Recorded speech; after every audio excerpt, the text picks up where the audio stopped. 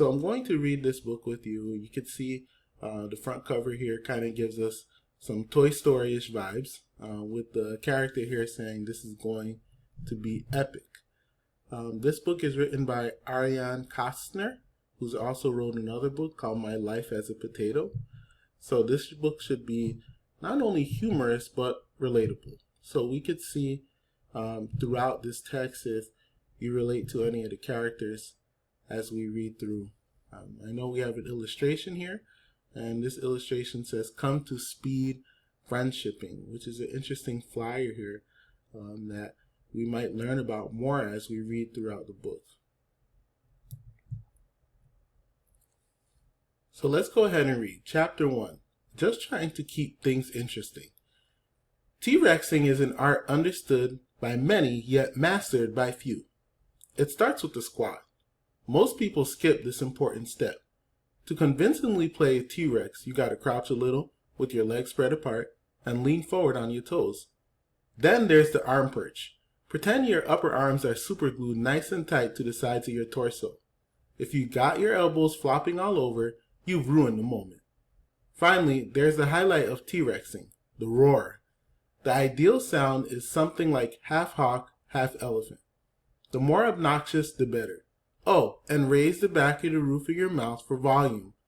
That's a trick I learned last fall in beginner's choir before I got kicked out. I sang too loud apparently. Proof, the trick works. You might be asking yourself, who is this rare genius speaking to me? And how has he mastered the art of T-Rexing at such a young age? Nice to meet you. I'm Jack Reynolds. Making a fool of myself is my life's work. I figured that in middle school, you're gonna look like a doofus anyway. You might as well own it. I burst into first period English wearing green checkered socks and my hoodie string scrunched tight, so my nose peeps out of my small clothy circle. Roar! I perch my arms at my sides and wiggle them around. It's not my best roar. A little heavy on the hawk, but it does the trick. Most people smile, some laugh, and some roll their eyes. But most smile, and that's the important part. I can't claim I invented T-Rexing, but I'm the one who made it popular here at Franklin Middle School. I made a lot of things popular. Marshmallow sniping, bubble wrap scarves. I have to say though that T-Rexing is my crowning achievement. Just 2 weeks ago, I posted a video of me T-Rexing through a Jo-Ann fabric store, and it already has 4,000 views on MyTube. MyTube, by the way, is basically the world's greatest app. It's like if YouTube and Instagram had a better looking child. Jack? Miss Campbell looks a little like a candy cane this morning in her red and white striped shirt. She presses her honey-colored bangs against her forehead like she usually does when she's frustrated. How many times have I told you? No dinosaur noises in class. You said no T-Rex noises. I flap my arms. That was clearly a pterodon. Miss Campbell keeps a straight face, but a smile cracks in the corner of her eyes. At least you're early. Get to your seat before the bell. You wouldn't know it, but Miss Campbell is my favorite teacher. She's about my mom's age and has this cool gap between her two front teeth. She lets us act out scenes from books and makes funny voices when she reads. Listening to her read is probably the only thing I like about school. I loosen my hoodie strings and head to my seat. It waits for me in the back row, far left, aka the most boring corner of the room. Miss Campbell has surrounded me with some of the best behaved kids in the class, like she's using them as a fort of protection to separate me from my innocent classmates. It's not a bad strategy. Ever since first grade, I've been what you call a class clown. I don't mind the label. I wear it well. 6-year-old me couldn't spell out or hold scissors right, but I could glue foam pieces to my mouth and my nose and run around. Everyone's got to be good at something, right? I take a detour on the way to my seat and pass by Zane's desk 3 rows over. He and I have been pretty tight since he randomly invited me to go laser tagging with him and his friends a few weeks ago. Before that, we just mess around in class, chucking erasers at each other and stuff. It's been fun to start hanging out with him outside of school. Zane's the kind of guy who everyone knows, even if he's never talked to you a day in your life. For the past 3 years, he's thrown a huge back-to-school pool party at his house, complete with water guns and chocolate fountains and the newest Marvel movie playing on a projector screen. He's running for class president, and he's a shoo-in to win, especially with Pokemon-themed posters I helped him design. You wouldn't think Zane and I have much in common. For one, he's a football guy, or was last semester during football season. Me? I'm about as athletic as a stick of string cheese, although I was pretty good at t-ball as a kid. It's not fair how that stops being impressive after you turn 5. Zane and I also have different styles. I wear cartoon shirts and Converse. He wears jerseys and training pants, which is another word for sweatpants. But I like saying training pants because it sounds like a diaper. He goes skiing every other weekend, while somehow I've managed to live in Utah for the past 13 years without ever hitting the slopes. Main thing, we both like making MyTube videos.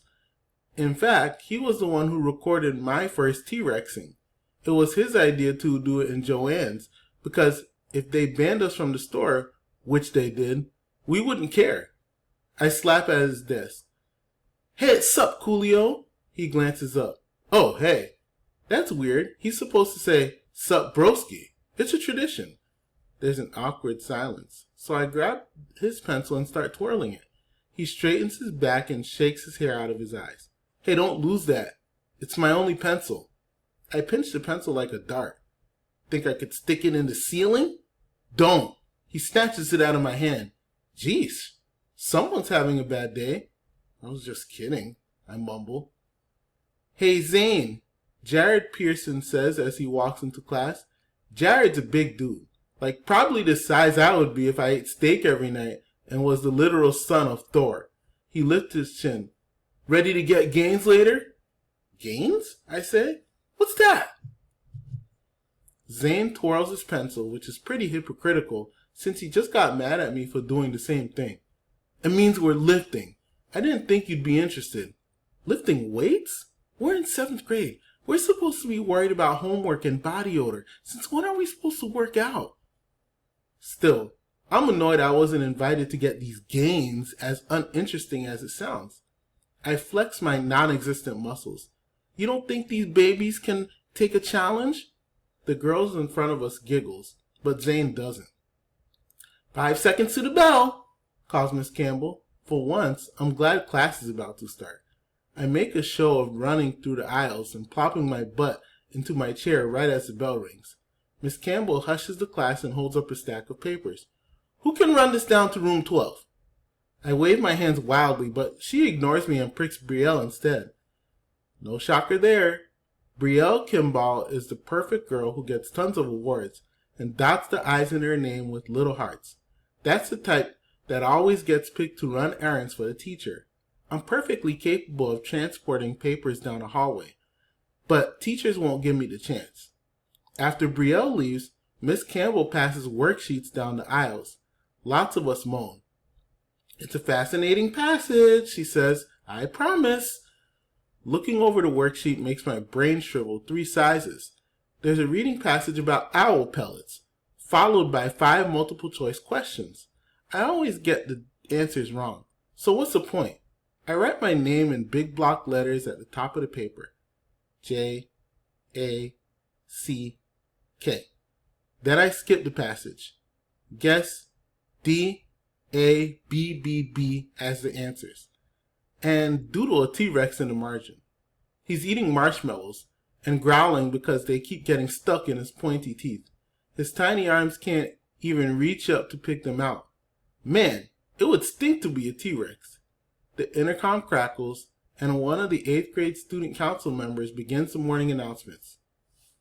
"Good morning, Franklin Middle School," she chirps, as Miss Campbell scrawls the daily agenda on the board with their fading blue marker.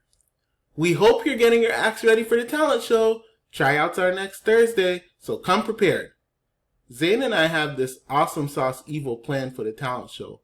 We'll try out with a normal act, like singing, despite getting kicked out of the choir. I'm not bad. And then do something totally unexpected for the actual performance. Something that'll make us go viral. I haven't figured it out yet, but I think it's going to incorporate cheese balls. I point at Zayn and sing in a nasally pop star voice. Are you ready? He doesn't even turn his head.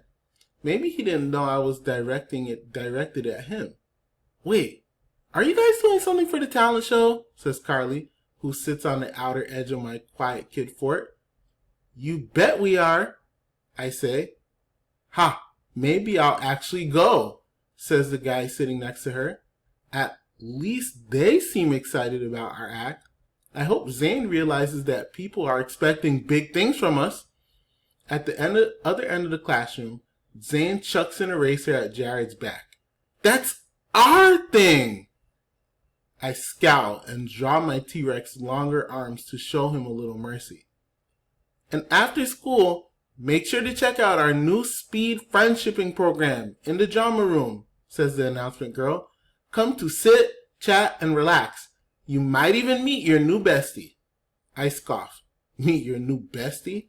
She makes it sound so easy. You can't just pick up a bestie after talking to them for a few minutes. Trust me, I would know. Why is it that in the movies, kids always have this super tight friend group that they hang out with all the time? They have their lunch spots and secret handshakes and cheesy stuff like that. Real life isn't that way. Or maybe it is for everyone except me. I look at Zayn. I can't say he's my best friend. We've hung out a few times and sit together most days in the cafeteria, so I thought we were headed in that direction. But now he's being weird. He tosses another eraser at Jared's back, and I can hear our friendship fizzling out like a cheap sparkler on 4th of July. Fizz. There are a couple of other guys I used to hang out with, and things ended up the same way.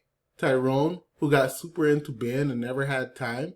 Derek, who got all googly-eyed with his girlfriend and stopped wanting to talk to anyone. I still say hi to those guys in the halls. It's not like we're frenemies.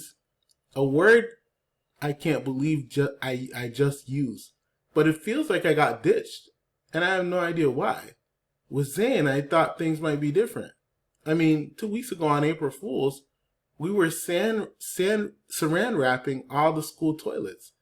If that's not a true sign of true friendship, I don't know what is. Miss Campbell's almost done writing on the board. Her red and white shirt starts to look less like a candy cane and more like a bullseye. I've got it.